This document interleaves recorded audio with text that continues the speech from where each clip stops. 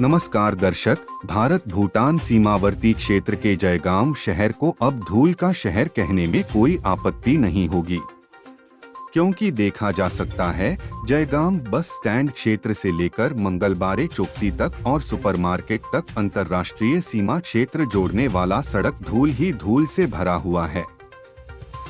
इसके कारणवश इस क्षेत्र में रहने वाले स्थानीय वासियों को एवं इस नेशनल हाईवे से चलने वाले लोगों को धूल से सर्दी, खांसी और बुखार जैसी बीमारी हो रही है एवं कितनों को सांस लेने में तकलीफ भी झेलनी पड़ती है। इस धूल के कारणवश स्कूली छात्रा यदि स्कूल जाते हैं तो इस धूल भरे रास्ते के कारणवश उनके सारे कपड़े खराब हो जा रहे हैं। स्कूली छात्राओं का खाली नहीं, इस सड़क से चलने वाली हर एक लोगों को समस्या हो रही है। इस धूल के कारणवश इस सड़क में बिना मास्क और चश्मा लगाए कोई भी यातायात नहीं कर सकता है। इस धूल के कारणवश इस क्षेत्र के स्थानीय लोग और व्यापारियों को अपने दुकान के ऊपर प्लास्टिक का चादर चढ़ाना पड़ रहा है एवं दुकान के शटर को डाउन करके सामग्री बिक्री करना पड़ रहा है। और इस क्षेत्र के स्थानीय लोगों को अपने घर के खिड़की दरवाजे सब बंद करके रखना पड़ रहा है, क्योंकि धूल उनके घर में घुस जाने के कारण वर्ष उनके घर के कपड़े एवं खाने का सामग्री खराब हो रहा है। जब बारिश होती है तब इस दरागाम क्षेत्र में भारत भूटान सीमावर्ती क्षेत्र से नदी के साथ बहकर आने वाले मिट्टी सड़क में इकट्ठा हो जाता है, तब कीचड़ ही कीचड़ हो जाता है। जब सूख जाता है तो वही सूखने की वजह से धूल बनकर उड़ती रहती है और लोगों को तकलीफ होता रहता है। क्या कभी भी इन समस्याओं को इस क्षेत्र के अधिकारी समाधान नहीं कर पाएंगे? क्या हमेशा ही इस सड़क से चलने वाले लोगों को या इस क्षेत्र में रहने वाले लोगों को ये समस्या झेलनी पड़ती रहेगी? भाई क्यों प्लास्टिक लगाया? देख रहा है कि बाहर दुकान के बाहर में प्लास्टिक लगाया, क्यों लगाया है? भैया क्या करिए, यहाँ पे इतना धूला उड़ता है सुबह शाम रात।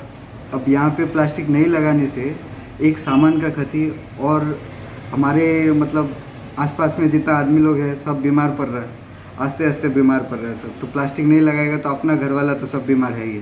पूरा सुबह शाम भैया यहाँ पे समझिए अभी साफ़ करता है 2 मिनट और 2 मिनट के अंदर में फिर वैसे ही मट्टी उड़ रहा है यहाँ पे। क्या कारण वर्ष ये हो रहा है? वो सामने वो नाला टूट के सब मट्टी रोड पे आ गया है, तो प्रशासन तो ठीक नहीं कर रहा है। तो प्रॉब्लम क्या हो रहा है इससे, एक तो आने जाने में दुविधा है, यहाँ से बस स्टैंड जाएगा तो दिक्कत, और फिर वही मट्टी यहाँ तक आ जाता है ट्रक के थ्रू टायर पे लग के, और फिर उसके बाद सूखने के बाद इतना धूला हो रहा है, परेशान हो गए हम लोग सब।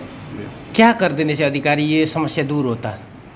कम से कम थोड़ा बहुत यदि पानी का व्यवस्था कर देता है, एक टाइम यदि थोड़ा पानी भी दे दे ये लोग, हम लोग तो देते ही है, चलिए फिर भी क्या होता है हम लोग अकेले भी देते हैं तो उतना इम्पैक्ट सूख नहीं जाता है, फिर वही होता है। तो यदि थोड़ा बहुत भी यदि प्रशासन कुछ करे, एक तो उसको ठीक कर देने से सब ठीक हो जाता है। वो लोग तो कोई कुछ कर ही नहीं रहा है, सिर्फ जेसीबी लग रहा है और डेली का डेली माल निकालता है ये लोग, बस वो कोई ठीक नहीं कर रहा है। ये Bharat Bhutan international border connect करने वाला सड़क मेन NH है, ये तो मेन नेशनल हाईवे है, तो इसका ऐसा हाल है। नेशनल हाईवे अथॉरिटी को क्या कहना चाहते हो कि हालत ऐसा है कि हम लोग हाथ जोड़ के बोल रहे हैं कि कम से कम कुछ ये रोड का कुछ कर दीजिए, कि ताकि आदमी डरे नहीं। बस स्टैंड जाने के लिए डर लगता है, अब थोड़ा बारिश होता है तो कादा ही कादा रास्ता, कीचड़ वाला रास्ता और धूप निकलता क्या है। दिन भर मास्क लगा के रहना पड़ता है? दिन भर यहाँ पे मतलब हमारा बीमार पड़ रहा है, स्टाफ लोग बीमार पड़ रहा है, हम लोग खुद बीमार पड़ रहा है, घर का आदमी लोग बीमार पड़ रहा है। क्या बोले? आपका नाम क्या है? शुभदीप सूत्रधर। धूल उड़ रहा है पर इससे क्या समस्या हो रहा है आप लोग को? धुला से आदमी का नाक मुख सब बंद हो गया है। धुला से कोई बहुत ज़्यादा ही असुविधा होता है धुला से। क्या आप लोग के व्यापार में भी इससे व्यापार में कोई आदमी आता नहीं है यहाँ। आपका तो चाय दुकान है और धुला में कोई भी नहीं आता है इधर। तो इससे क्या बीमार भी पड़ रहे हैं लोग? बीमार पड़ता है तो नाक में मुख में धुला ढुक रहा है आदमी का। क्या ये 12 ही मास ऐसा ही है या ये जब बारिश आता है तो कादा हो जाता है और धूप होता है तो धुला हो जाता है। ये तो कंटिन्यू चल रहा है ऐसा। इसके लिए अधिकारियों को क्या करना चाहिए? उन लोगों को सोचना चाहिए, देखना चाहिए थोड़ा। ये इंटरनेशनल कनेक्ट करने वाला एक सड़क है, हाँ। अभी हालत ऐसा है, तो अधिकारियों को क्या कहना चाहते हो? उन लोग को देखना चाहिए, ऐसा धुला हो रहा है, थोड़ा सा पानी वानी रास्ता में अगर दिया जाए, है ना। आपका नाम क्या है? कमलेश।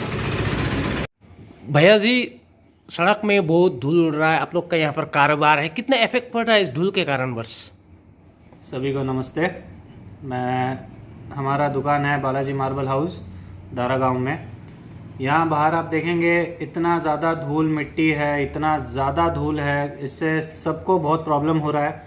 ऑफिस के अंदर हम लोग को प्रॉब्लम हो रहा है, हम लोग ठीक से बैठ नहीं पा रहे हैं। कस्टमर आ रहे हैं, उनको प्रॉब्लम हो रहा है। वो धूल हम लोग इनटेक कर रहे हैं दिन भर, उससे हम लोग को बॉडी में प्रॉब्लम्स हो रहे हैं, सर्दी ज़ुकाम हो रहा है।